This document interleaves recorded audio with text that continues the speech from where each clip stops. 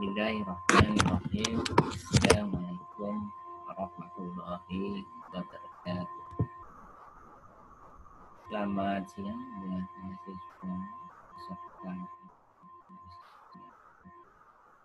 alam ya, di farmasi saya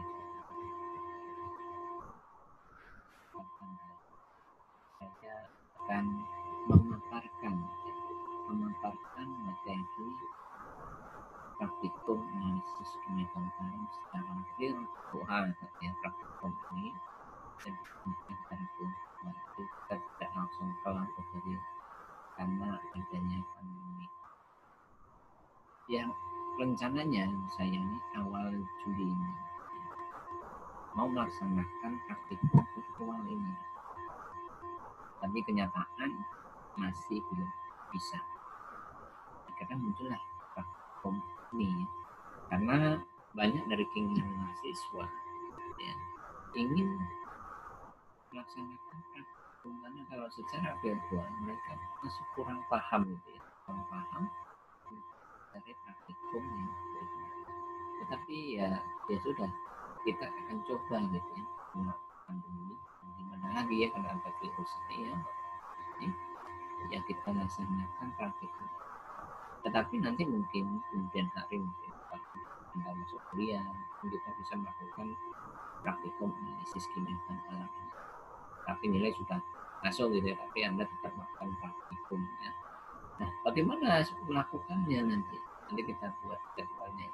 Kalau sudah bisa melakukan misalnya PSBB normalnya, protokolnya dilaksanakan gitu.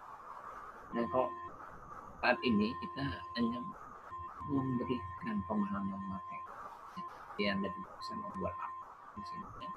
Saya cuma memaparkan materi. Di sini ada 3 materi ya, saya Anda paparkan materinya dan Anda pahami, Anda simak ya. Jadi nggak perlu apa, disimak saja apa yang saya bicarakan dari yang di sana. Nanti saya berikan linknya ya, di YouTube atau di Google Classroom nanti ya, bisa di-upload itu. Nah, materi ini yang Anda tonton dan Anda pahami ini nanti sebagai materi pada nilai post test. Jadi setelah Anda memahami ini, mungkin ini hari Sabtu saya upload, Minggu Anda post test gitu. Nah, post test tadi dari hasil pemahaman tadi materi. Terus setelah itu mungkin hari Senin atau Selasa kita akan mengadakan responsi dari pemahaman materi tadi. Jadi cuma memahami saja bagaimana cara menghitung regresi linear itu kan dari dulu ya, Anda sudah bisa ya. Ini tidak perlu ulang-ulang. Anda sudah paham materi-materi ini. Yang kita paparkan hanya 3 materi. Yang satu sudah dilaksanakan tentang kadar sari larut air maupun sel etanol, juga saya sudah terangkan pada kuliah analisis kimia bahan alam di sebelum UTS, itu juga saya sudah terangkan. Dan itu juga sebagai acuan Anda untuk materi modul pertama. Jadi yang saya terangkan di sini nanti sebagai acuan Anda ya, di sini adalah tentang materi pertama adalah kadar fenolik total. Yang kedua adalah flavonoid total. Yang ketiga analisis kadar kurkumin yang senyawa identik dengan menggunakan yaitu spektrum. Nah, dari materi-materi ini, materi fenolik itu adalah materi acuan dasar Anda untuk bisa mengembangkan materi flavonoid, ya, flavonoid dan kurkumin. Ya, karena metodenya sama, menggunakan spektrum UV freeze, ya. Jadi perhitungannya sama, bagaimana pengencerannya sama. Jadi di awal bab fenolik nanti itu akan saya terangkan agak lama gitu ya. Nah, itu untuk memahami Anda, meningkatkan pemahaman. Oh iya ya. Nanti setelah flavonoid saya agak cepat gitu ya. Ya, agak cepat karena materi yang dihasilkannya sama dengan fenolik juga ya. Paling ada perbedaan apa sih, perbedaan antara visible dan UV nanti itu perbedaan saja. Itu sambil jalan nanti kita akan terangkan. Nah, saya tidak akan berlama-lama ya, karena waktu terlalu panjang videonya, lama-lama sekali. Anda bosan dan ngantuk gitu ya, ngantuk nggak sempat nyimak gitu ya. Kalau nggak sempat gitu ya Anda download saja ya, Anda download, Anda simak satu persatu ya, sambil menemani tidur malam Anda gitu ya, mendengarkan suara saya tentang nonton Korea. Hampir sama ini nonton Korea gitu ya, cuma artisnya aja artis lokal ya. Langsung saja kita masuk ke materi pertama, yaitu penentuan analisis kandungan fenolik total. Apa yang kita lakukan sebelum menganalisis fenolik total? Kita harus tahu dulu apa itu senyawa fenolik total, gitu kan? Senyawa fenolik, kalau Anda mendapatkan materi fitokimia kemarin kuliah fitokim, Anda akan tahu gitu apa senyawa fenolik gitu ya. Suatu senyawa yang di dalamnya mengandung gugus hidroksi atau gugus fenol gitu ya. Itu disebut senyawa fenol atau senyawa fenol. Ya. Baik dia berikatan dengan gugus aromatis maupun non aromatis atau alifatik ya. Itu disebut senyawa fenolik. Di sini fenoliknya total, berarti susunan senyawa yang mengandung vokal itu ya, fenol itu dihitung semua kadarnya. Ya. Berapa semua kandungan senyawa fenol di situ, itulah yang kita hitung kandungannya. Apa fungsinya gitu kan, senyawa fenol kok udah dihitung Pak gitu, kurang kerjaan aja gitu kan. Nah kan tadi senyawa fenol itu mempunyai gugus O, sehingga dia mempunyai antioksidan, dapat menangkap senyawa radikal bebas dan akan melepaskan atom hidrogennya, sehingga O-nya merupakan partial negatif, sehingga bisa mengikat radikal bebas tadi ya, sehingga tidak terjadi mutasi sel, sehingga sel tadi tidak terpapar oleh radikal, sehingga terjadi mutagenesis sel, sehingga sel menjadi abnormal ya, sehingga sel abnormal tadi disebut penyakit kanker. Nah itu yang sekarang sering terjadi karena pola makan yang salah, karena banyak mengandung senyawa radikal bebas. Nah senyawa fenolik ini yang akan menangkap senyawa radikal bebas. Nah di antara turunan senyawa fenolik di dalamnya adalah senyawa flavonoid. Jadi senyawa flavonoid adalah penyusunnya dari senyawa fenolik ya, cuma berbeda nanti. Senyawa flavonoid cenderung mempunyai gugus benzotiren ya, tetapi gugus substituennya mungkin mengandung hidroksi di dalamnya gitu ya, jadi makanya disusun oleh gugus fenol ya. Jadi flavonoid masuk gugus fenol. Jadi kalau kita ibaratkan di mana senyawa itu mengandung kandungan fenol total, pasti dia mempunyai kandungan flavonoid juga. Biasanya kandungan flavonoidnya di bawah kandungan fenolik totalnya ya. Jadi kalau kandungan fenolik totalnya tinggi, ya diibaratkan flavonoidnya di bawah kandungan fenoliknya ya, karena flavonoid terbentuk oleh senyawa fenolik ya. Terpenoid juga ada senyawa fenolik juga ya, jadi seperti itu. Nah gugus hidroksil tadi ya, itu juga dipunyain oleh struktur senyawa vitamin C, asam galak juga nanti kita gunakan sebagai larutan bakunya. Nah, kita masuk ya, langsung ke dalam tujuan praktikum di sini. Kenapa praktikum ini dengan tema dengan judul menganalisis kandungan senyawa fenolik total? Karena dengan mengukur kandungan fenolik total, ya, kita akan mengetahui khasiat, seberapa kuat khasiatnya ya, suatu sediaan bahan alam ya, dengan merek A, B, C ya, dengan komponen ekstrak yang sama. Misalnya di sini kita menggunakan ekstrak kunyit, itu berapa kuat, berapa bagusnya. Ibaratnya semakin tinggi kadar fenolnya ya, berarti fungsinya ya, juga semakin khasiatnya juga semakin baik. Karena senyawa fenol itu penyusun dari senyawa-senyawa metabolit sekunder lain, contohnya flavonoid, dan fenoid atau monoter. Ya. Sehingga untuk pengobatan atau antifarmakologis misalnya seperti antiinflamasi, ya, antioksidan, anti kanker dan lain-lainnya itu berkhasiat. Jadi berhubungan langsung gitu. Semakin tinggi kadarnya, semakin tinggi pula khasiatnya. Maka kita membandingkan seperti itu. Kenapa harus fenolik dicampur? Nanti ini nanti membantu misalnya Anda mengambil skripsi gitu ya, penelitian. Anda sudah tahu ya apa yang harus saya lakukan. Metodenya saya sudah dapatkan di praktek. Tinggal saya menerapkannya bagaimana kan gitu. Ya, ini langsung ke arah tujuan penelitian gitu ya.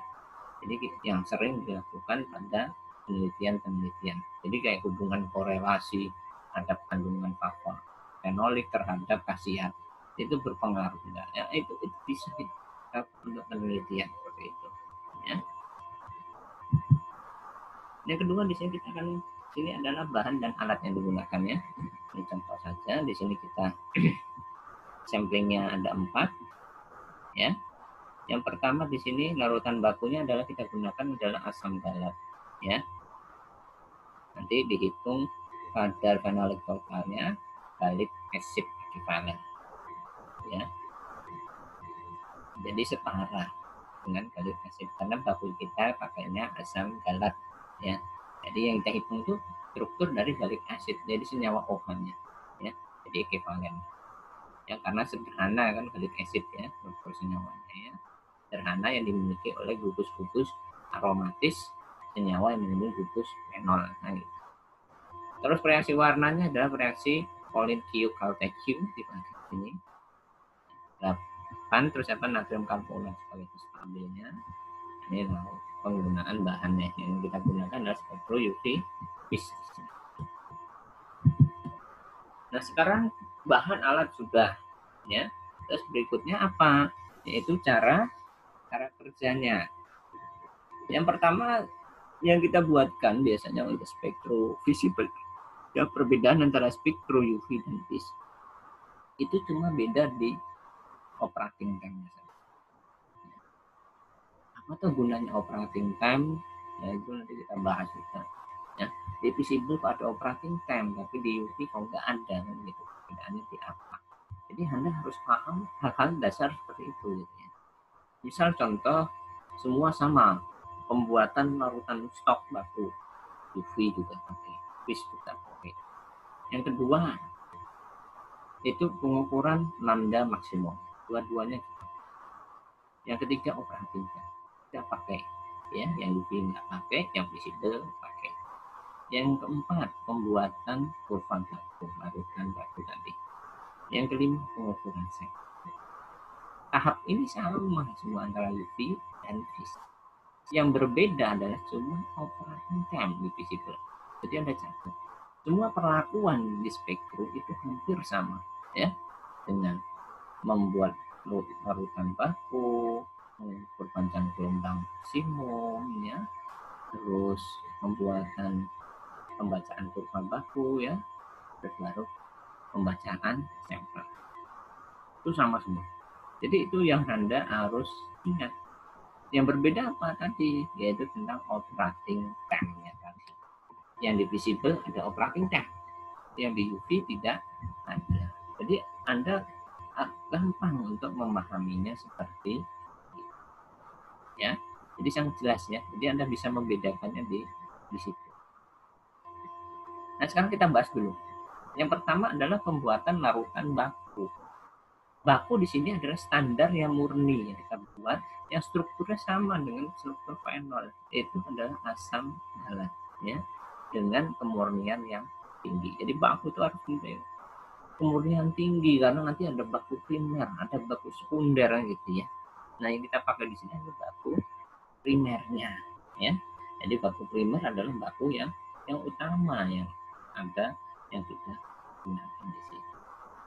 Sedangkan baku sekunder adalah baku yang telah dibakukan oleh baku primer. Nah, ini tadi karena yang kita cari baku primernya susah gitu ya, maka baku sekunder tidak apa-apa dipakai juga, tapi yang sudah dibakukan. Kayak kalau Anda filtrasi acidimetri itu ada baku sekunder NaOH. NaOH-nya sudah dibakukan lagi dengan baku primer. Nah, NaOH itu dipakai lagi untuk pembakuan bisa. ya. Sama di sini, ya. Tapi di sini yang digunakan adalah baku primer, murni dengan impurity yang kemurnian yang tinggi, yang mendekati 100%. Nah, berapa yang kita buat untuk membuat larutan baku asam galat tadi? Bisa Anda buat 0,1%, bisa Anda buat 0,2%, bisa membuat 0,04%, monggo. Ya, berapa baku yang kita punya? Itu pertanyaannya. Kalau jumlahnya sedikit ya kita buat kecil saja, ya. Misalnya berdasarkan kita butuhnya sedikit berdasarkan kapasitas labu takar saja, ya, gitu ya. Atau berdasarkan minimum timbangan, misalnya timbangannya minimum 10 mg gitu ya, ya sudah pakai 10 mg. Dietkan berapa kan gitu persoalannya. Misalnya dietkan 100 ml, yang contoh saja. Nah, sebelum kita membuat larutan stok baku, banyak masih mahasiswa itu tidak mengerti pengertian dari persentase. Itu yang sering mahasiswa persen saja nggak ngerti gitu ya. Bagaimana mau buat persen saja nggak ngerti. Lagi ke PPN, PPB, nah itu tambah nggak ngerti, persen saja nggak ngerti.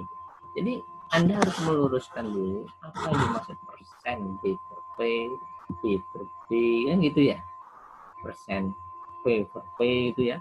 Nah itu di pelajaran farmaseutis, di farmakope gitu ada pengertian seperti itu. Jadi Anda harus memahami itu. Ya. Kalau Anda tidak memahami apa itu persen, Anda nanti bingung cara membuat larutan stok gitu ya. Bisa saya ambil contoh. Silahkan Anda buat stok 1%. Ya, B per P. Pasti mahasiswa menjawab. Gitu. Kenapa Pak ya saya harus timbang? Pertanyaannya begitu. Nah, jadi sudah dijawab itu 1% kan jawaban, kan bertanya balik tuh ya. Ya. Makanya kita luruskan dulu apa dimaksud dengan pengertian persen ya.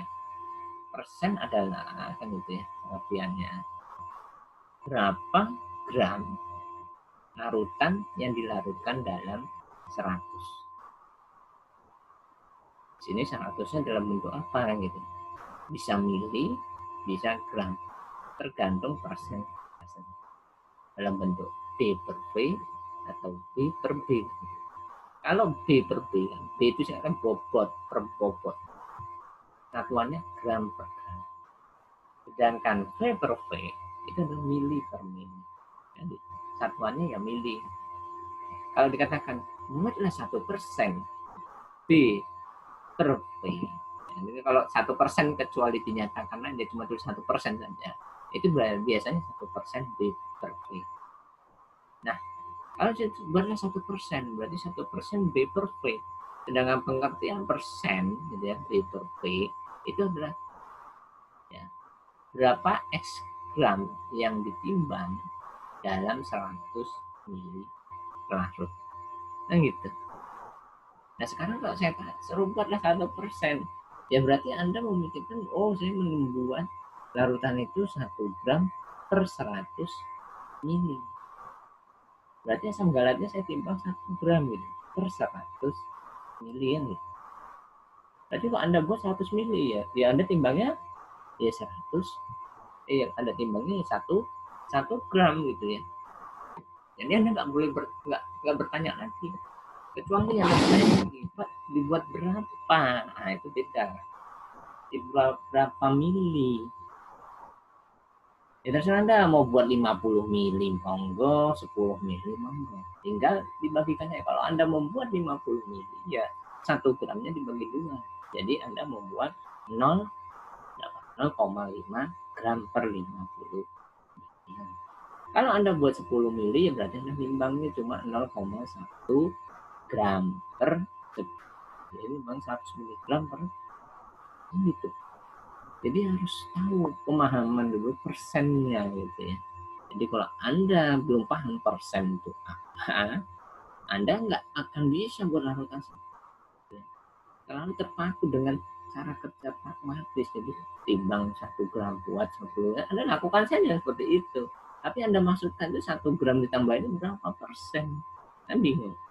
Nah, kalau Anda tahu tadi seperti itu konsepnya, nah itu Anda tahu persennya. Sekarang kita lihat di sini. Misalnya, timbang sesama 20 mg asam galat. 20 mg asam galat di sini, ini kita masukkan karena dia analisis kuantitatif. Jadi analisis itu ada dua, ya, kuali dan kuanti. Kuali itu cuma mengidentifikasikan iya atau tidak dia mengandung senyawa fenol atau fenol. Dan kuanti itu mengidentifikasikan bahwa iya dia mengandung senyawa dan kadarnya berapa. Ini kuali enggak, cuma iya saja. Ya kayak rapid test itu adalah kualitatif. Ya, tapi kalau PCR itu kuanti, berapa jumlahnya? Ya, dia positif, tapi jumlahnya berapa persnya? Kan gitu. Ya, itu bedanya di situ. Misalnya contoh fenolik di sini. Untuk kuantitatifnya biasanya, untuk kualitatifnya biasanya ditambahkan dengan reaksi FeCl3. Jadi larutan ekstrak tadi atau senyawa obat tadi ditambahkan dengan FeCl3, nanti terjadi perubahan warna menjadi hijau muda dan menjadi hijau ketua-tuaan, ya, jadi menjadi hijau gelap. Berarti itu nanti bahwa dia mengandung senyawa fenol, kan gitu kan, fenol. Nah, intensitas warna yang dihasilkan dari hijau gelap menjadi hijau yang tua tadi itu menunjukkan banyaknya senyawa fenol tadi. Kalau diterapkan di spektrum itu meningkatnya nilai absorbansi. Jadi kalau senyawa semakin gelap hijaunya, berarti nilai absorbansinya semakin tinggi itu. Ya, misalnya ada dua senyawa, dua tanaman misalnya, ya, atau dua bahan obat. Kita ujikan di dalam dua tabung dengan konsentrasi yang sama 1%, kita tetesin dengan 3 tetes FeCl3, terjadi perubahan warna yang menunjukkan yang satu misalnya hijau muda, yang satu hijau tua. Dari situ kita bisa mengatakan untuk kualitatif, ya, semuanya mengandung fenol. Tapi berapa kadarnya? Itu perlu kuantitatif. Tetapi secara kasat mata kita tahu juga dengan warna yang pekat biasanya kadar fenol itu semakin tinggi karena nilai absorbansinya juga semakin tinggi. Ya karena konsentrasinya sama nih dua-duanya, tapi warnanya yang berbeda. Tetapi berapa tingginya? Makanya perlu kita lakukan uji kandungan fenolik totalnya. Berapa persen kadarnya mengikuti GHE-nya, gallic acid equivalennya.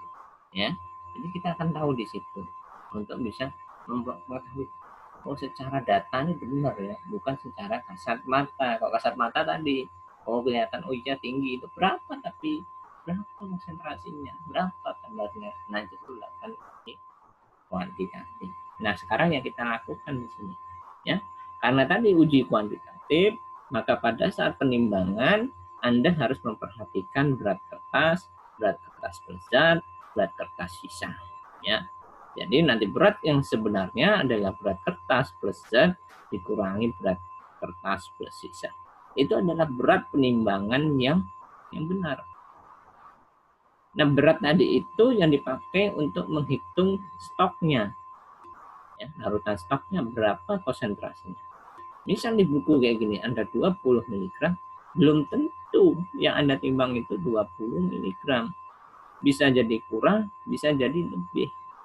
Karena ada faktor pengurangan pada saat Anda memasukkan bahan tadi, atau juga faktor penambahan pada saat Anda menimbang. Ya kan? Pada saat penimbangan harus plus minus minimal karena dia timbang sama, harus plus minus 0,1% dari beratnya. Ini tak boleh lebih dari situ. Nah, berat yang sebenarnya ini digunakan larutan stok. Ya. Kita ambil contoh di sini. Misalnya Anda menimbang 20 mg, di sini dilarutkan 50 mili. Kita kembali konsentrasi di sini. Gram per 100 mili. Ya. Berarti kalau dia dibuat 100 mili, kita kalikan saja berapa konsentrasinya. Yaitu misalnya 50 harus ke 100, ya dikali 2, berarti 2 kalinya. Ya. Berarti penimbangannya juga dikali 2, berarti sekitar 40 mg per 100 mili. Kalau dibuat persen gram, ya gram per 100 mili. Oh, satuan yang atasnya miligram, tidak gram, berarti harus dibagi 1000 ya. Dibagi 1000 menjadi 0,04 gram per 100 mili. 0,4 gram per 100 mili berarti sama atau setara dengan 0,04% B per V. Jadi, oh iya, larutan stoknya 0,04% B per V. Anda tulis dan Anda catat di sini ya. Ini akan tahu. Kalau stok sudah tahu, kita tempelin stiker di situ. Ini stoknya larutannya 0,04% B per V. Ya. Nah, sudah kita buat larutan stok. Larutan stok itu buat apa? Ya, asam galat tadi. Untuk membuat kurva baku. Ya, kurva baku itu sebagai acuan kita untuk memasukkan data dari sampel. Nah, kurva baku ini menggunakan persamaan regresi linier. Ya, linearitas dengan 5 titik. Ya, minimal 3 titik. Biasa dipakai 5 titik. Biar linear itu biasa R-nya mendekati 1. Ya, R yang mendekati 1 itu bagus dinyatakan linearitas. Tapi faktor kesalahan dari pengukuran kurva baku itu sama sekali tidak ada. Ya, itu tadi untuk kurva baku. Ya, untuk penggunaan larutan stok tadi ya, sebagai acuan dasar untuk menetapkan berapa kadar yang mengikuti ekuivalen dari galic acid ya, atau asam galat tadi. Nah, kalau sudah kita buatkan stok, kita baru mengukur lambda max tadi ya, asam galatnya tadi, lambda maksimalnya itu berapa.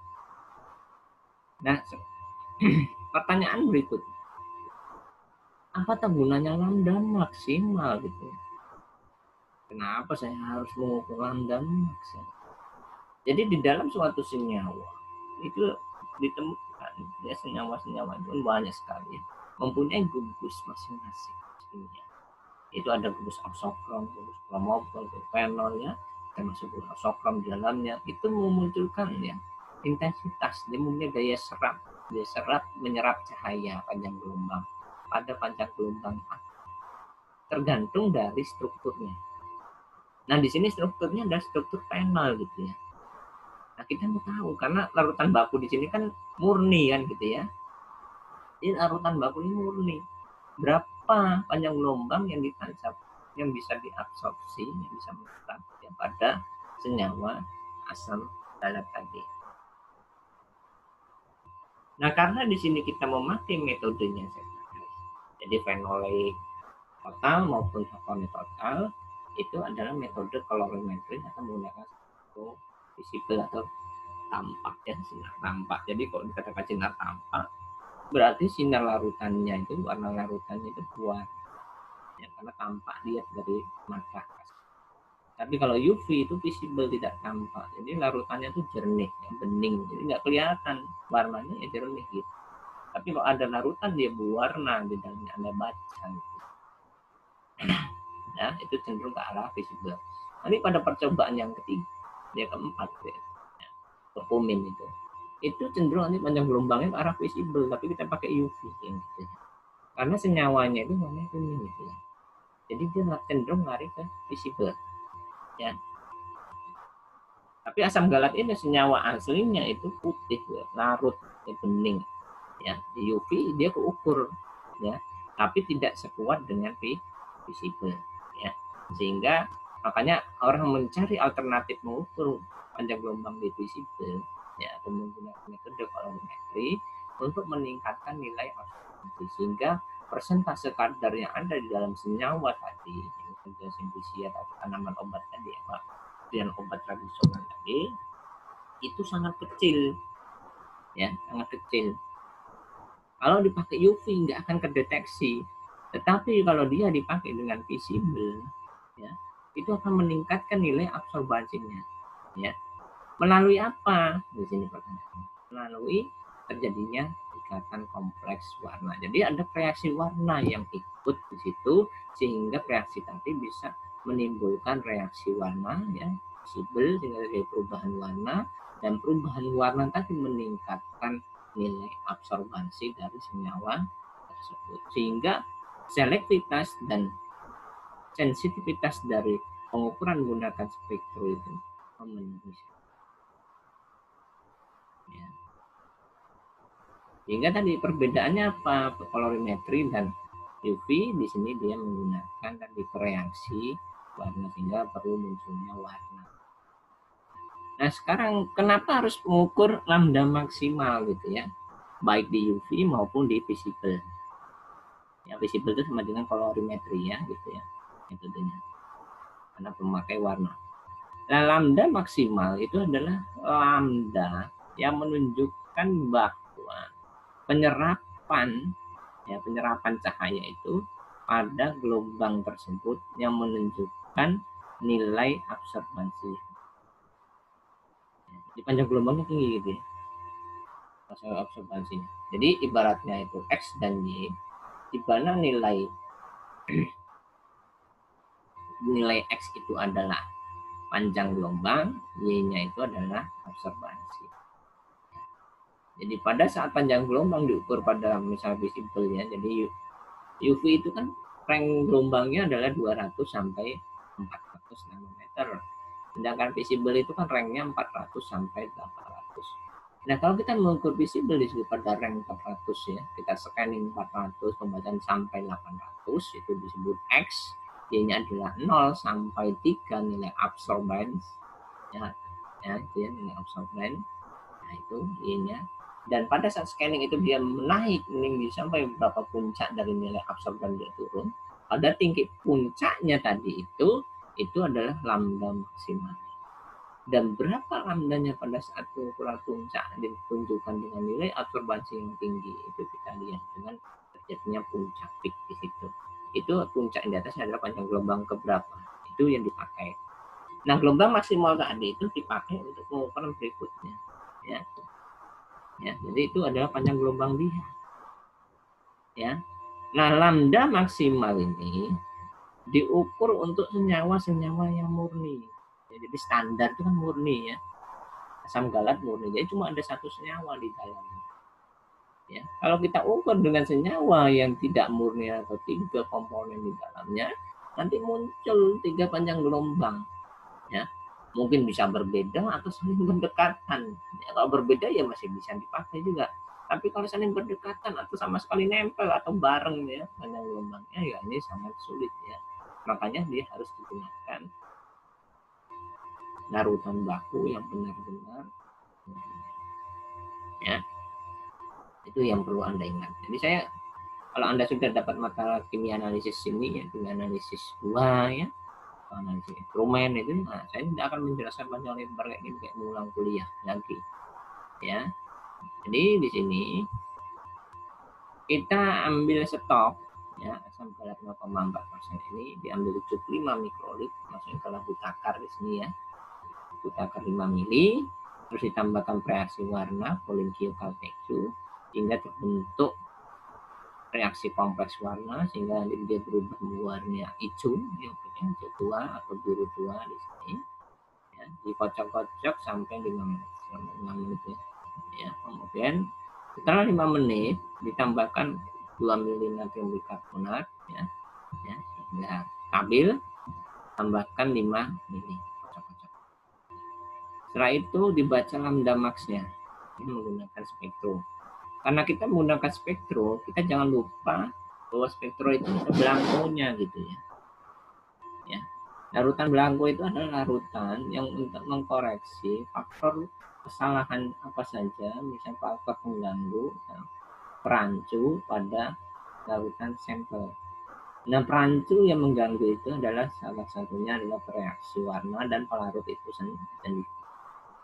Ya. Nah, pelarutnya apa yang kita gunakan? Air, reaksi warnanya adalah Pollinkio Caltechio dan natrium bikarbonat sebagai stabilnya. Nah, sehingga larutan belangko itu tidak perlu sampel ya di sini. Jadi dia adalah larutan di mana dia sebagai pengkoreksi atau memblengkan ya, faktor-faktor pengotor ya, atau perancu pada larutan sampel. Jadi sampel itu kan ada sampelnya itu sendiri, ada reaksinya, ada pelarutnya.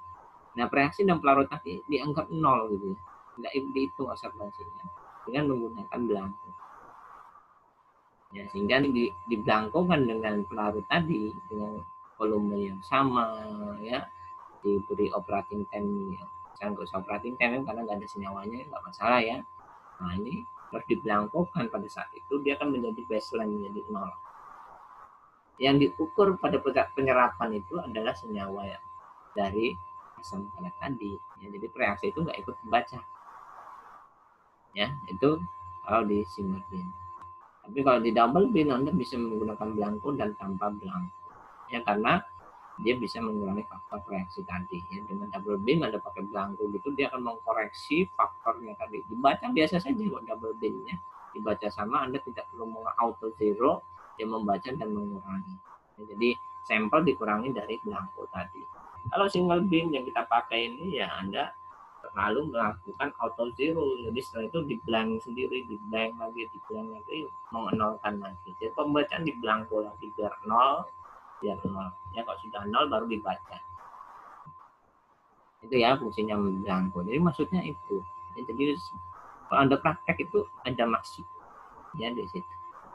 Jadi kalau ujuk-ujuk langsung apa gitu ya. Nah, ini ada dibaca pada gelombang 500 sampai 800 ya.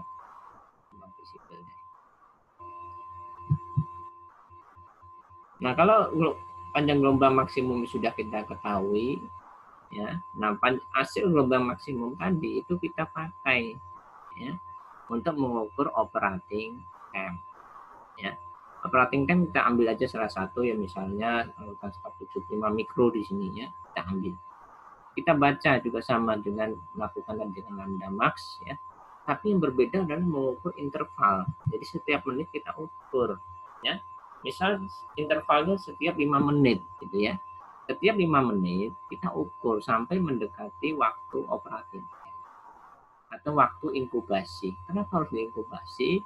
Karena adanya reaksi warna di situ. Sehingga reaksi itu kan bisa berjalan cepat, ada yang bisa berjalan lambat. Sampai T reaksi, sampai puncaknya reaksi, dia akan menjadi turunan gitu ya. Nah, operating time itu di mana waktu senyawa ya, senyawa di sini asam palat itu bisa bereaksi dengan suatu senyawa reaksi yaitu Q KTQ membentuk senyawa kompleks ya dengan menunjukkan nilai absorbansi yang stabil. Jadi waktu inkubasinya itu waktunya stabil ya, berapa absorbennya ya. Ini sorry ya, ini salah, bukan harusnya bukan nanometer tapi absorban ya, nilai dari absorban berapa gitu. Misalnya di sini kita lihat dari ketelitian dari apa? Ketelitian dari pengukuran waktu operating time ya. Absorbansi itu biasanya kan plus 0,001 ya digitnya ya, plus minusnya. Dia tingkat akurasinya. Nah, stabilannya itu ya tidak jauh dari 0,001. Nah, kalau pada menit itu, misalnya contoh, ya, pada menit ke 0 gitu ya, kita lihat di sini. Menit ke 0 didapati absorbansinya 0,400. Menit kedua, ya, menit kelima, gitu ya, 0,405. Intervalnya jauh sekali gitu. 405. Ya, berarti kan belum stabil ya. Terus sampai terusnya, ya. Nah, itu kita lihat sampai stabilnya dia pada menit keberapa dengan menunjukkan interval 0 plus 0,001 ya stabilannya. Jadi boleh lebih, bisa kurang dari 0,0. Nah, gelombang maksimum yang kita peroleh tadi adalah 725 nanometer. Nah, kestabilan dari nilai absorbansi tadi, menitnya itu yang digunakan sebagai waktu inkubasi yang menunjukkan bahwa waktu yang diperoleh pada saat terjadinya reaksi kompleks warna yang menunjukkan dengan nilai absorbansi yang normal itu ditunjukkan pada itulah fungsi operating time. Kita akan tahu berapa lama waktu senyawa tadi bereaksi stabil ya, sehingga dengan ditunjukkan nilai absorbansinya yang stabil. Setelah itu dia akan turun atau bahkan bisa naik juga ya, tergantung ya, biasanya dia turun ya, seperti kurvafiknya ya. Nah, itu fungsi dari operating time ya. Biasanya operating time secara teoritis dan praktek itu berbeda ya, jadi yang tergantung dari kondisi yang digunakan pada saat praktikum. Jadi kondisi sana mungkin berbeda dengan kondisi yang kita lakukan gitu ya. Merek alat juga bisa berpengaruh. Berikutnya adalah pembuatan kurva baku asam galat. Ya, kalau kita lihat di sini, ya, larutan stok asam galat yang kita buat itu adalah 0,04% dari dokter. Tadi saya sudah terangkan di awal, kita membuat regresi linear berdasarkan dari 5 titik. Ya. Dari konsentrasi yang paling rendah sampai yang paling. Nah, konsentrasi ini yang kita buat. Ini preparasinya sama ya tadi ya. Tambahkan 25 mili, tambahkan 200 mikrolit polinkiukal PQ, terus didiamkan 5 menit sambil digocok. Ya, setelah itu baru tambahkan 2 mili Na2CO. Natrium bikarbonat 7%, baru tambahkan di-add-kan dengan aqua vitata sampai add 5 mili. Ya, setelah itu diinkubasi, di sini diperoleh OT-nya sekitar 50 sampai 60 menit. Jadi nanti diinkubasi selama 50 sampai 60 menit, baru dibaca dengan spektrofotometri fisikal. Dengan jangan lupa Anda buat belangko. Belangko yang dipakai di awal bisa dipakai terus. Karena nggak ada variasi warnanya di situ, jadi nggak apa-apa dipakai terus. Ya. Jadi jangan dibuang ya. Kalau Anda buat lagi, Anda capek buat lagi ya. Itu masih bisa digunakan. Nah, kenapa harus di sini ya kurva baku yang digunakan dari titik terendah sampai titik terendah? Biar bisa masuk semua rengnya ya, dan memperoleh hasil yang linear. Linearitas itu kan diperoleh dari nilai konsentrasi persamaan antara X dan Y. Ya, X dan Y kita masukkan ke regresi. X-nya itu konsentrasi, terserah Anda dalam pengen bentuk apa. ppm boleh, persen boleh ya. Y-nya itu adalah absorbansi. Ya, di mana-mana Y-nya adalah absorbansi. Dan X adalah konsentrasi. Nah, X yang di sini harus Anda perhatikan. Kalau Anda memasukkan X-nya dalam bentuk persen, hasil dari sampel Anda juga nanti dalam bentuk persen. Jangan berubah. Ya. Kalau X-nya Anda masukkan dalam bentuk ppm, nanti hasil sampel Anda juga harus dalam bentuk ppm. Ya, jadi X-nya itu dalam bentuk mentah, ya dalam bentuk ppm sesuai X dari kurva baku Anda. Nah, di sini kalau kurva bakunya salah memasukkan atau salah menghitungan, itu mempengaruhi hasil dari pembacaan atau perhitungan kadar dari sampel Anda. Nah, ini sangat berbahaya gitu. Kalau itu terjadi ya nanti kadar Anda yang Anda tulis itu tidak real, tidak sesuai dengan kenyataan. Ya. Nah, di sini rank yang diperbolehkan dalam pengukuran kurva baku itu adalah absorbansi dengan nilai minimum adalah 0,2, yang maksimumnya adalah 0,5. Itu adalah tingkat sensitivitas dalam pembacaannya. Anda tidak boleh lebih dari itu. Ya. Ya. Tapi di spektro itu bisa mencatat sampai 3 nilai absorbannya. Ya, itu pembuatan kurva baku. Nah, setelah OT kita baca pada gelombangnya di sini itu 75 nanometer, dibuat regresi dengan persamaan Y sama dengan BF. Ya, slope, anya intercept. Ya, X-nya adalah kadar persen. Ya, X-nya itu yang kita cari kadar dari sampel Anda, Y-nya adalah nilai absorbansi dari sampel yang Anda baca. Ya, berapa nilai Y-nya ini absorbansinya berapa? Nanti diperoleh X kadar. Ya, tadi saya ingatkan lagi, X-nya itu yang ada pada kurva baku Anda. Ya, X yang Anda masukkan di kurva baku itu apa konsentrasinya? Jadi Anda ingat gitu ya.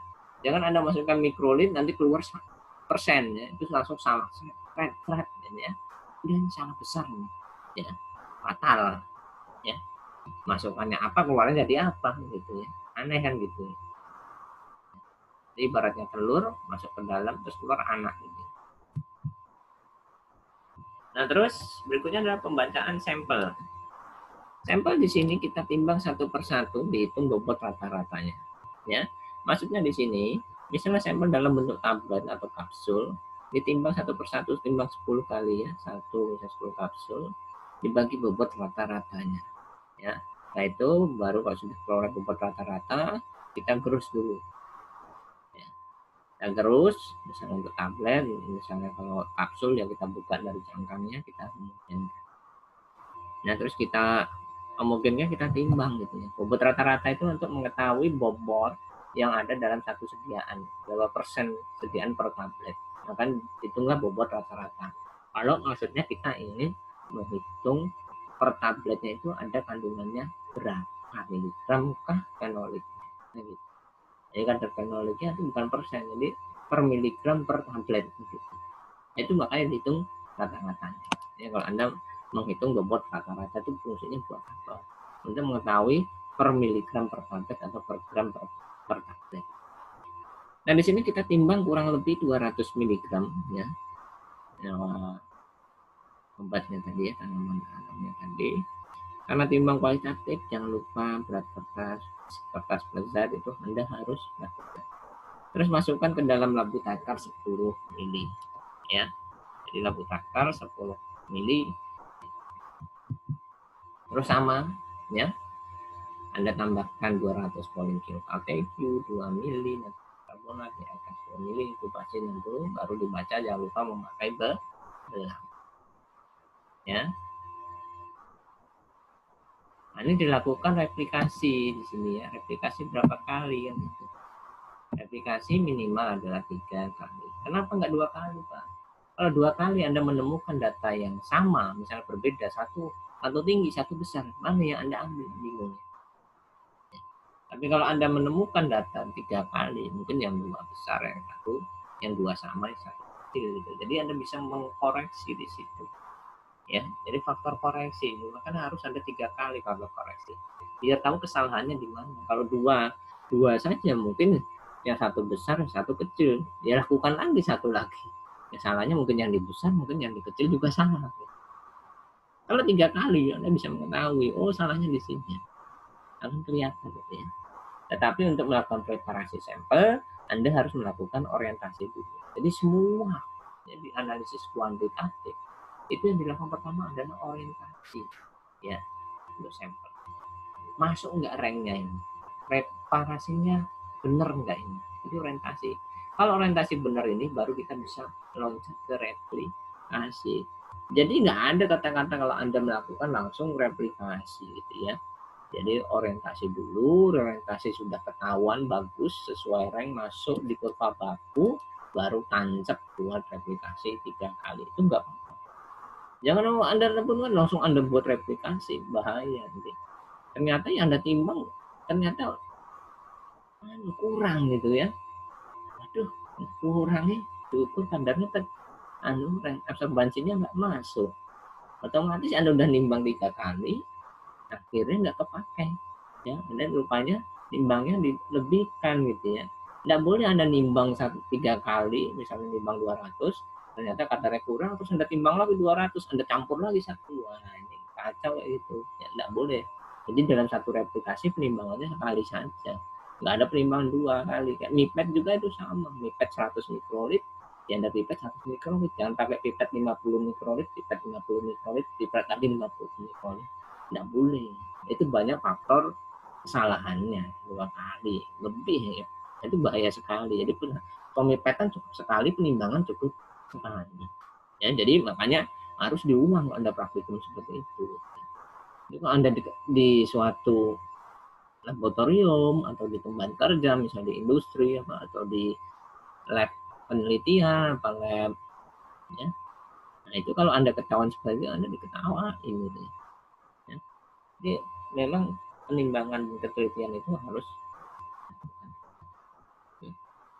Terus data sampel yang di sini kita peroleh data sampelnya untuk panjang gelombang maksimum tadi.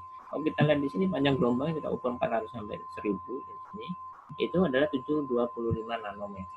Ya, jadi panjang gelombang maksimum untuk dari asam galat itu 725 nanometer.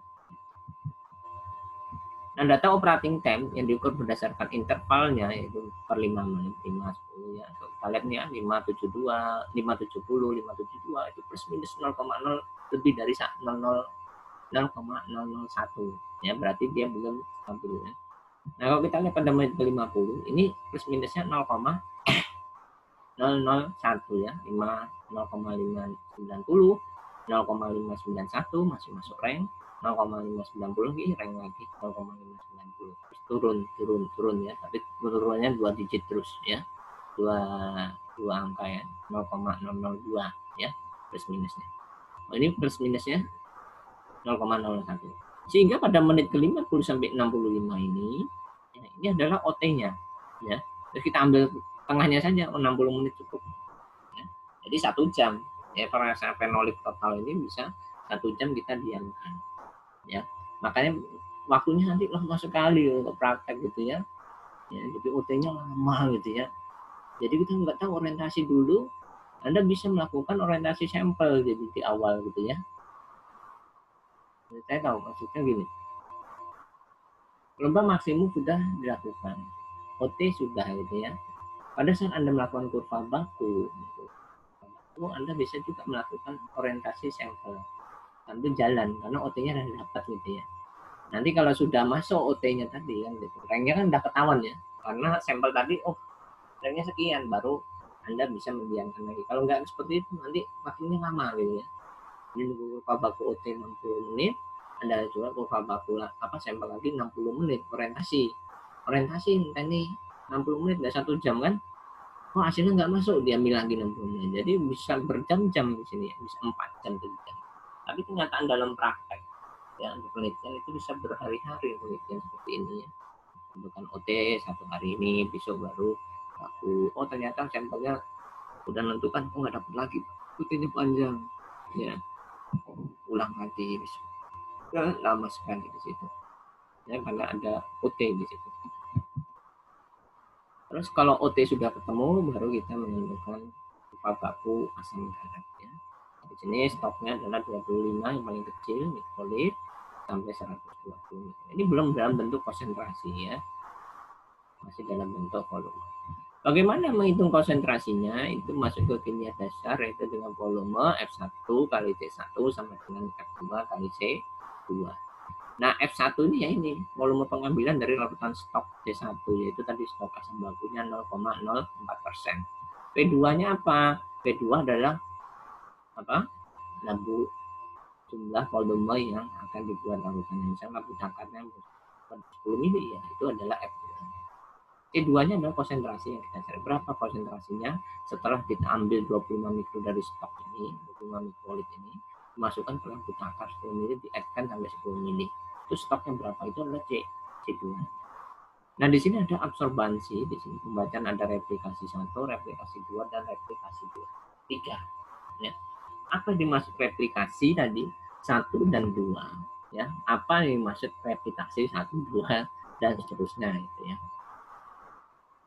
Jadi ada kadang mahasiswa tidak tahu apa yang dimaksud replikasi dan replikasi gitu. Replikasi adalah ya, pengulangan tahap preparasi. Jadi kalau dimasuk replikasi 1 itu, jadi proses preparasinya diulang lagi dari awal sampai akhir, dari proses penimbangan, ya, pelarutan. Nah itu diulang sampai 3 kali. Berarti di sini menimbang sampel sampai 3 kali. Itu disebut replikasi, terus dibaca ketiga-tiganya. Ya. Kalau replikasi itu satu sampel itu ditimbang sekali. Setelah itu dari satu sampel stok itu dipakai tiga pembacaan. Itu disebut replikasi. Ya. Dalam satu induk yang sama dipakai pembacaan. Ya. Atau juga sama, satu stok, jadi satu stok itu dibaca 3 kali, jadi diambil, ulang baca, ulang baca, ulang baca. Itu replikasi. Jadi pengulangan membaca. Ya, jadi Anda tulis replikasi 1, replikasi 2, replikasi 3. Jadi mulai pembacaan. Ya ranknya ya nggak jauh-jauh aman, ya sama aja. Faktor kesalahannya ya nol. Kalau Anda mengecek dari situ mau tahu dia salah atau enggak, ya nggak salah gitu ya. Karena sama sih. Diambil dari satu induk gitu ya. Kalau induknya beda ya pasti hasilnya beda gitu ya. Tergantung dari penimbangannya. Kalau penimbangannya salah satu ya akan kelihatan salah, karena di sini kita menggunakan spektro visible, jadi sensitif ya, fotometri ya. Jadi Anda nimbang dikit aja kecil gitu ya, nanti hasilnya beda. Ya, ada kelihatan di sini. Nah, di sini kalau kita lihat dari nilai absorbannya, ya, dari yang terkecil adalah 0,254, yang terbesar adalah 0,831. Dan dari hasil ini kita bisa tahu dia masuk di rank tadi 0,2 yang terkecil sampai 0,8. Nah, gunanya apa di sini?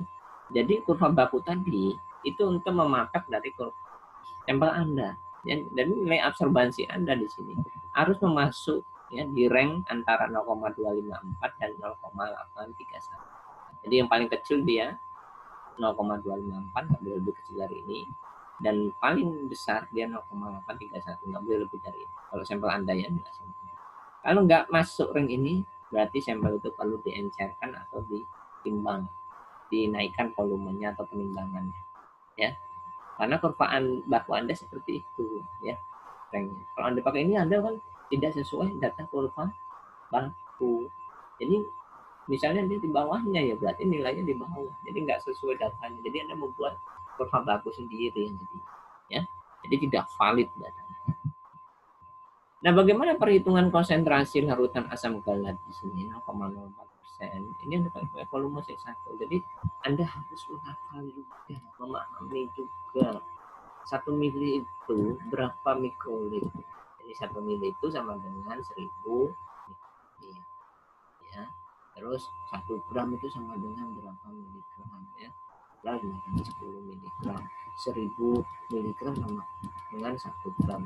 1000 gram sama dengan 1 kilo. Itu Anda harus paham hal seperti itu. Jadi nanti tanyain 25 mili mikrolit berapa mili, ya dibagikan 1000 saja, jadi peroleh 0,025 mili, ya itu ya contohnya. Nah, perhitungan pakai satu ini ya, kita lihatnya dari stok lagi ya, 0,25 ini 110 jadi 0,01 jadwalnya persen. Nah, terus Anda harus memperhatikan satuannya ya di sini ya, mili persen, mili ya persen ya. Kalau volumenya Anda pakai mili ya sini jadi mili. Kalau Anda pakai mikro ya sini jadinya mikro. Ya. Jangan salah di Anda sini di sini Anda tulis 25 mikrolit, di sini Anda tulis 10 mili. Hasil konsentrasinya beda, salah langsung. Anda sudah buat salah itu ya sudah fatal. Kurva baku Anda salah juga, masukin datanya salah. Masukin data ke kalkulator benar, tapi yang dimasukin salah. Ya. Kalau salah, sama regresinya salah, ya kan? Akhirnya kadarnya juga salah. Di awal udah salah, belakang pasti salah. Jadi dosen kan nilai, oh kurva bakunya udah salah, nggak usah saya koreksi sampelnya, pasti sudah salah gitu ya. Langsung udah nilainya udah ketahuan gitu ya. Malah enak dosennya, nggak usah koreksi panjang karena di awal sudah salah gitu. Ya pasti belakangnya salah gitu ya. Jadi yang sering mahasiswa kendala di sini adalah tidak melihat satuannya. Jadi harus sama V1 misalnya pakai mili ya sini harus mili juga. Ya. Kalau di sini mikrolit ya monggo nggak apa-apa, tapi di sini jadi mikrolit. Ya, sini persen ya hasilnya 20%. Di sini persen masa C2-nya jadi ppm. Kan aneh gitu ya. Nah, ini harus diperhatikan seperti itu ya. Hal-hal sepele tetapi tidak teliti gitu ya. Akhirnya membuat hasilnya juga gagal gitu ya. Jauh sekali kesalahannya ya, sampai ke kadarnya juga salah total. Itu harus diperhatikan. Terus persamaan regresi linier. Persamaan regresi linier itu memasukkan data yang banyaknya, data X dan Y, di mana X itu adalah konsentrasi, boleh dalam persen di per V atau dalam bentuk ppm dengan menggunakan tadi rumus P1 kali C1 ya. Nah, di sini sebagai contoh data di sini adalah persen B per V yang dimasukkan ke regresi linier dengan memperoleh nilai linearitas yaitu mendekati 1 ya 0,99 ya. Nah ini kan mendekati 1 ya, linear lurus ya, tidak ada membelok sini ya. Kalau dia menggeser ke sini biasanya geser sini nanti 0,97 ya, tidak linear ya. Di sini lurus terus berarti tidak ada faktor kesalahan di sini. Kalau 1 tambah lurus saja, garis lurus saja titik-titiknya ini ya. Nah ini kesalahan kan di awal ya, udah ke bawah ini agak lebih rendah gitu ya, sama yang 0,831 tapi sedikit sekali ya. Jadi yang dibolehkan itu kalau regresi ya yang paling ya 0,95 ke atas masih boleh ya, jadi 0,9 sampai 1 ya linearitas yang diperbolehkan ya. Jadi kalau kurva baku Anda tidak sampai seperti itu berarti belum linear ya. Dikatakan linear itu dengan bertambahnya naiknya konsentrasi diikuti naiknya juga absorbansi. Jadi kayak gini kan, naiknya konsentrasi absorbansi juga menaik dengan linearitas yang sama mendekati Satu. Tapi kalau ada data Anda di sini, ada terus naik, terus jadi turun, ini nanti nggak linear. Ya, R-nya nanti berpengaruh. R-nya nanti mungkin menjadi di bawah 0,95, tidak mendekati 1. Nah, itu berarti kurva baku Anda nggak beres, jadi nggak bisa diterima gitu ya. Karena tidak mengikuti linearitasnya. Mana-mana kayak obat itu Anda minum dengan dosis yang kecil, dinaikkan dosisnya, efeknya juga semakin tinggi. Sama seperti ini. Ya. Jadi itu linear, ya ada hubungan di situ. Nah, di sini juga konsentrasi dinaikkan, terus ada kenaikan. Ya. Nah, data nanti sampel itu yang kita peroleh dalam bentuk absorbansi, terus dimasukkan ke dalam regresi linear ini kan, ya, ini. Nah, Y-nya itu adalah Y absorbansi sampel yang kita baca. Jadi kita preparasi tadi, ya kita baca gitu ya. Diperoleh nilai X-nya ini, itu adalah kadarnya ini. Itu kalau nggak ada namanya faktor pengenceran gitu kan. Kalau ada faktor pengenceran, nah itu yang agak ribet gitu. Kadang mahasiswa tuh nggak tahu pengencerannya berapa kali, apa faktor pengenceran. Pengenceran itu ada yang bertingkat, ada yang tunggal faktor pengencerannya. Jadi kita harus paham di situ. Ya. Pengencerannya seperti apa? Misal kita ambil contoh ya seperti ini. Diambil larutan sampel, timbang larutan sampel 100 mg, ya. Dilarutkan dalam labu datar 100 ml. Itu adalah larutan stok sampel. Ya. Yang kedua, dari larutan yang 100 ml tadi, diambil 1 ml, diaddkan ke labu datar 10 ml. Nah, itu terjadi pengenceran. Itu namanya pengenceran satu kali atau tunggal. Berapa pengencerannya? Ya dari 1 mili tadi ke 10 mili itu butuh berapa banyak gitu. Ya kan? Kalau logikanya gitu. Saya ngambil 1 mili nih, masuk ke labu takar biar bisa penuh nih labu takar 10, berapa kali saya ambil. Ya kan? Oh 1 mili ya 10 kalinya kan berarti ya. Saya ambil 1 mili harus 10 kali nih. Baru penuh, berarti pengenceran 10 kali. Ada dengan cara yang gampang. Labu takar saya 10, saya bagi 1 kan, berarti 10 kali. Kan gitu. Kita ketemu, baru nanti X-nya dikali faktor pengenceran. Nah yang kedua, kok pengencerannya bertingkat? Ini contoh, dari yang tadi 1 mili per 10 mili, dari labu stok yang 10 mili, saya ambil lagi 1 mili yang gitu ya, masukkan lagi ke labu datar 10 mili. Berarti kan saya ngambil 2 kali, ya, dari yang pertama, dari stok ke labu, terus dari stok yang kedua, pengenceran pertama diambil lagi ke pengenceran yang kedua. Berarti ada 2 kali ini bertingkat. Tapi berapa pengencerannya? Bertingkat. Nah yang pertama nih yang dari stok 1 per 10 jadi 10 kali, diambil lagi ya 1 mili ke 10 kali lagi, itu jadi 10 kali lagi. Berarti ada 10 kali yang di pertama dan 10 kali yang kedua. Berapa kali ya? Tinggal dikalikan saja. 10 kali 10 jadi 100. Jadi pengenceran yang ada di situ adalah 100 kali. Nah itu nanti yang digunakan saat menghitung kadar yang tadi diperoleh X dikali dengan pengenceran 100 kali ya dikali 100 pengenceran. Oh langsung kadarnya jadi tinggi yang gitu ya. Karena ada pengenceran kadar tadi sampel itu terlalu, kan perlu dilakukan pengenceran. Beda kalau sampelnya terlalu kecil gitu ya. Kok dilakukan pengenceran tadi? Kadar terlalu cepat, ya maka dipengencerkan. Ditunjukkan dengan nilai absorbansi yang tidak masuk rank pada kurva baku ini tadi. Mungkin pada saat Anda tidak melakukan pengenceran, itu absorbansinya 1,5. Kan nggak masuk rank. Kita harus masukkan rank ini. Bagaimana? Ya saya encerkan 10 kali ya Pak. Nah diperoleh langsung datanya 0,4. Oh masuk rank. Ya udah rank sih berhasil kan gitu ya. Langsung replikasi.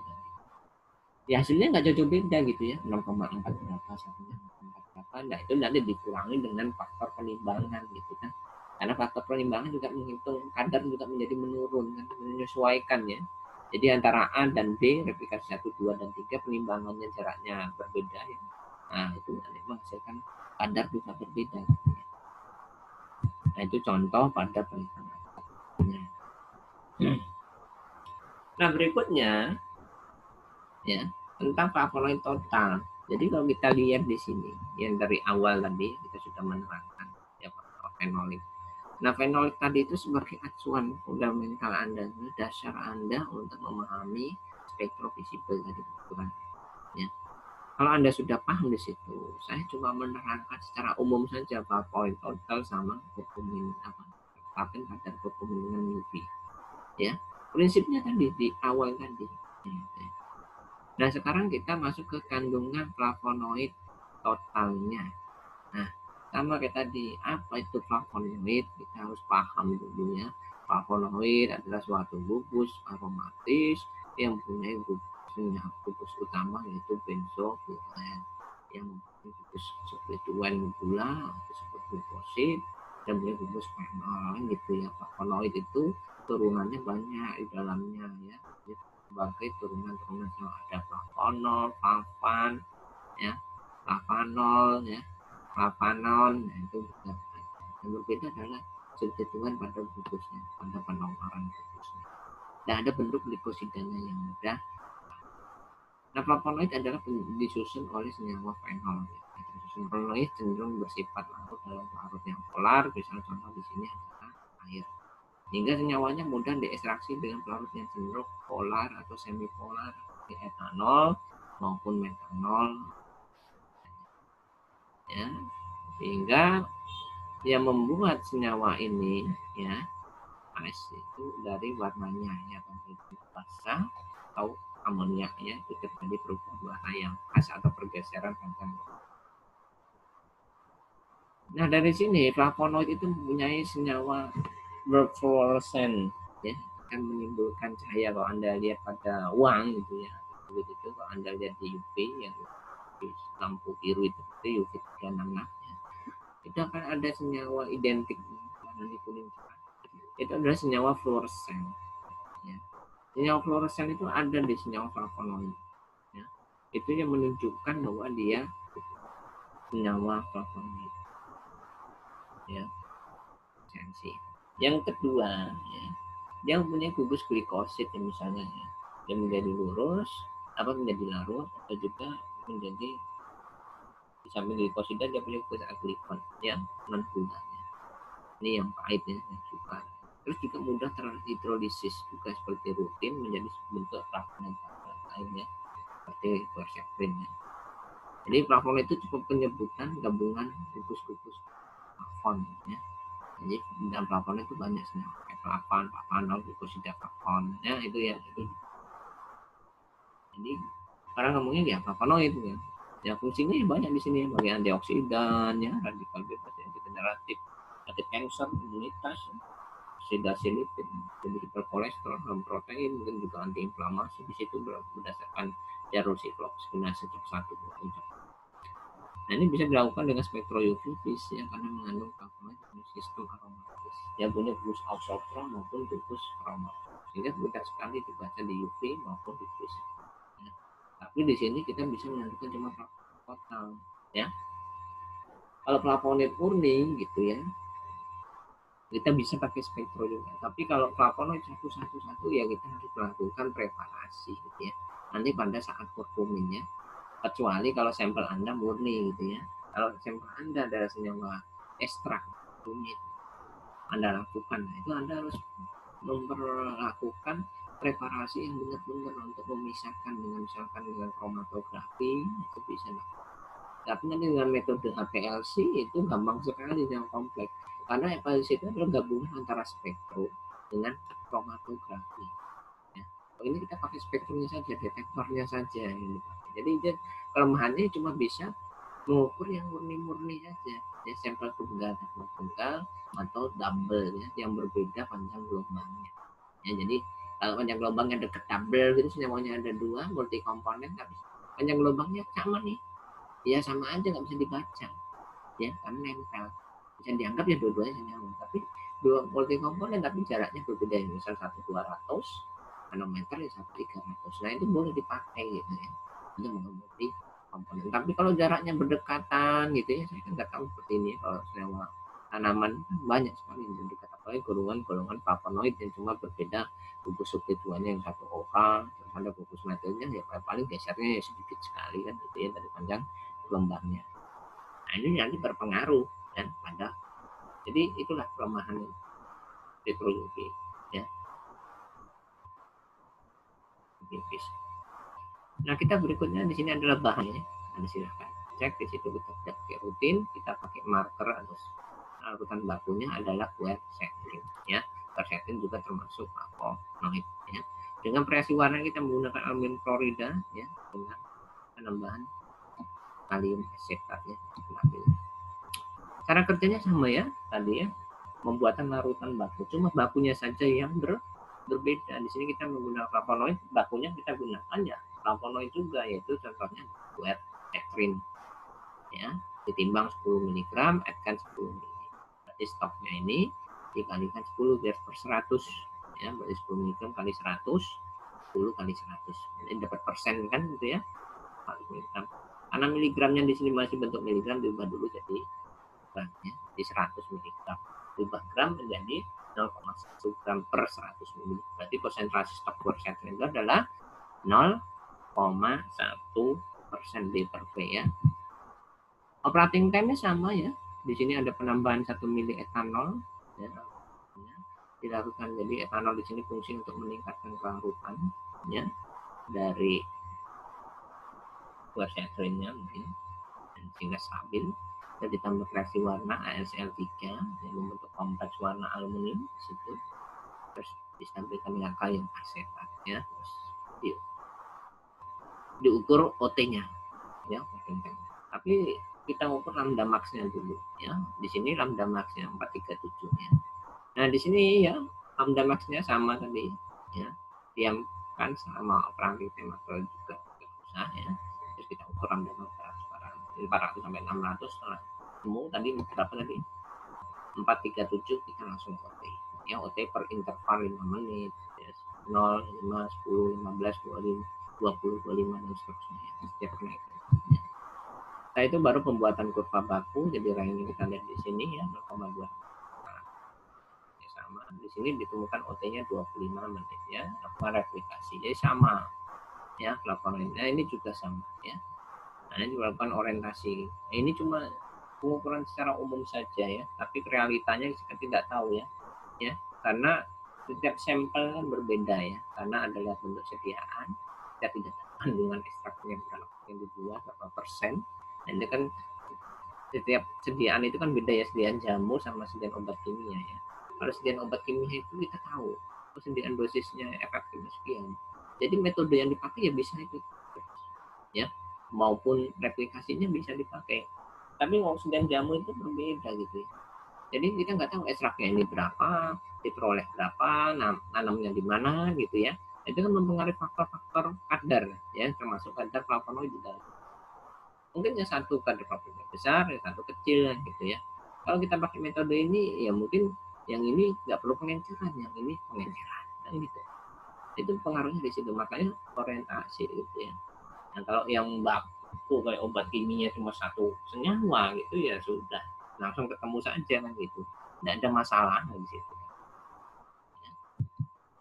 Nah, itu visible. Jadi visible itu ada dua yang kita ukur di sini ya, atau colorimetry. Yang pertama adalah tadi analisis fenolik total dan flavonoid total. Ya. Kalau yang kemarin yang di awal itu analisis kadar sari larut air maupun sari larut etanol, itu adalah metode gravimetri. Ini metode spektrofotometri termasuk instrumentasi. Ya. Tapi kita pakai yang ini adalah visible ya, atau colorimetri atau yang tampak. Nah, yang terakhir ini adalah analisis kurkumin. Jadi pakai metode spektro UV, tapi tidak tampak. Tetapi yang khasnya panjang gelombang kurkumin itu ada di visible, yaitu di sekitar 400 ke atas. Ya, tapi tampak reaksi warna. Kenapa bisa begitu? Karena warna kurkumin itu sudah tampak dia kuning. Jadi larutannya kuning, jadi mempengaruhi. Ya. Kalau vitamin C, ya, vitamin C murni, ya, Anda lihat. Beda ya kalau jeruk ya, Anda lihat juicy itu warnanya oranye. Identiknya vitamin C itu ya tampak oranye gitu ya.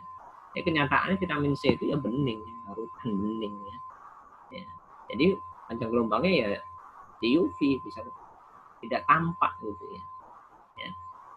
Nah, kalau yang di minuman itu dikasih vitamin lain ya, bisa dikasih sari jeruk ya, sari jeruk manis gitu ya, atau warna lain sehingga warnanya jeruk. Jadi jeruk kan identiknya dengan warna orange ya.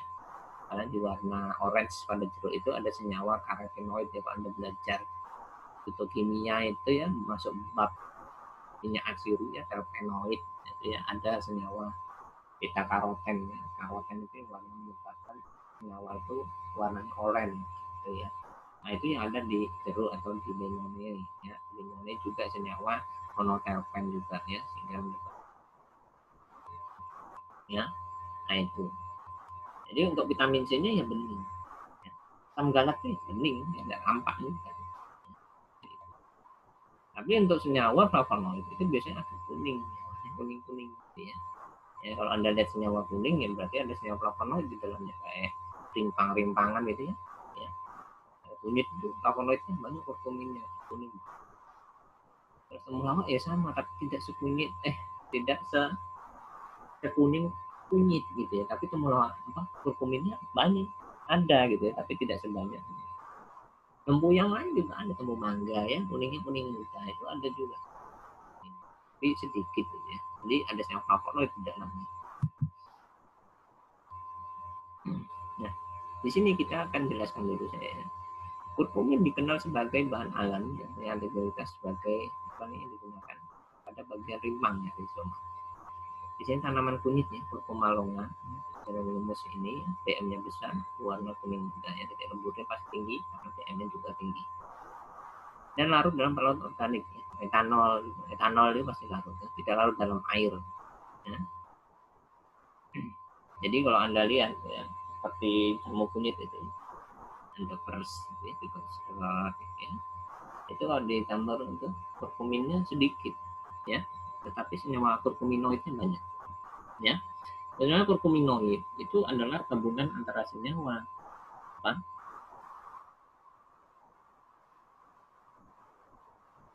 Nah, gabungan senyawa kurkumin, dismetoksikurkumin dan dimetoksikurkumin. Nah, senyawa dimetoksikurkumin dan dismetoksikurkumin itu cenderung polar. Kalau Anda lihat di RKLT, RKLT itu lebih kecil ya dibandingkan kurkumin. Ya, dia terlalu kuat berikatan dengan silika aja. Ya, berarti dia cenderung polar. Sedangkan kurkumin itu RKLT lebih tinggi. Ya, dia lebih senang tertarik dengan fase gerak, jadi cenderung ke semipolar dan ke arah non polar. Tapi yang dismetoksikurkumin dan metoksikurkumin itu cenderung dia polar. Jadi kalau kunir yang dibuat itu ya, yang direbus ya, kunir yang keras gitu ya. Jadi gini, misalnya ada senyawa kunir, jadi Anda merebus kunir ya, dibandingkan dengan kunir yang diparut. Ya. Kamu selesai. Jadi jamu gendong itu kan kunirnya diparut. Ya. Sedangkan misalnya kita mau buat wedang kunir yang direbus, ya, itu kan direbus dengan menggunakan air. Jadi antara rebusan air itu, ya, kita rebus itu senyawa kurkuminnya akan tertarik sedikit, bahkan nggak ada, karena nggak larut air. Tetapi kalau bisdemoktoksi dan demetoksikurkumin itu pasti ada banyak. Tapi kandungannya sedikit ya di dalam, yang paling banyak kan kurkumin. Jadi rebusan air dari kunyit yang kita rebus itu cenderung air rebusannya tidak berwarna kuning banget seperti aslinya kunyit, ya kan? Tetapi kalau yang perasan itu kan nggak ada air ya, jadi kita parut atau kita juicer gitu ya, diperas gitu ya, itu kan air kandungannya yang kita peras ya. Ampasnya itu juga masih banyak senyawa kurkuminnya, tetapi yang perasan juga masuk ke larut. Nah perbedaannya apa? Kita dibuat jamu itu memisah gitu ya. Ya kalau Anda minum kunir tok ya, itu dia memisah antara bagian air dan bagian non polar. Jadi ada minyaknya di situ ikut. Dan yang bagian minyaknya non polar atau yang semi polar itu biasanya senyawa kurkumin. Nah karena ada asam di dalamnya, kunir asam itu asam, sehingga menurunkan pH-nya menjadi pH yang agak lebih asam.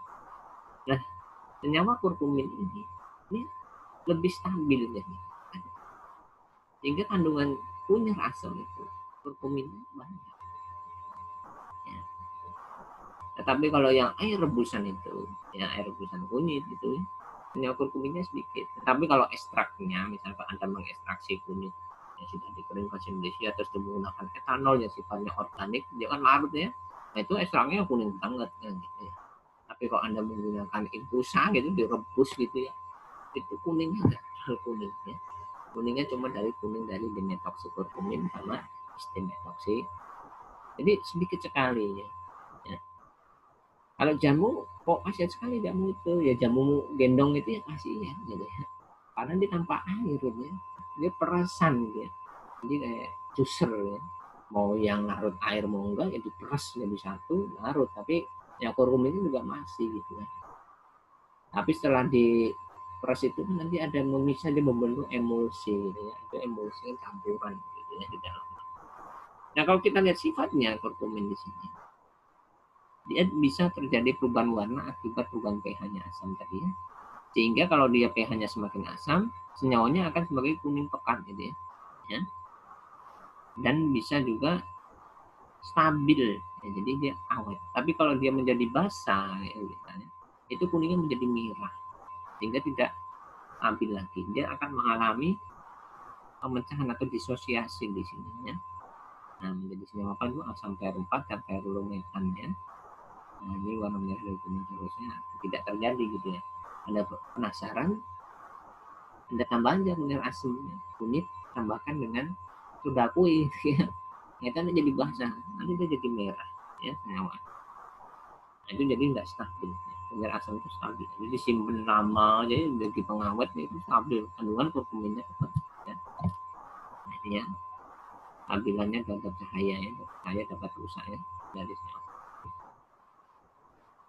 Nah ini panjang gelombangnya kita lihat itu 425 nanometer ya di sipil ya, tetapi ini diukur secara tanpa ada penambahan reaksi warna. Ya. Nah di sini menggunakan pelarut etil asetat untuk melarutkan. Ya. Jadi dia perlu dilakukan pemisahan dalam tahap preparasi. Ya.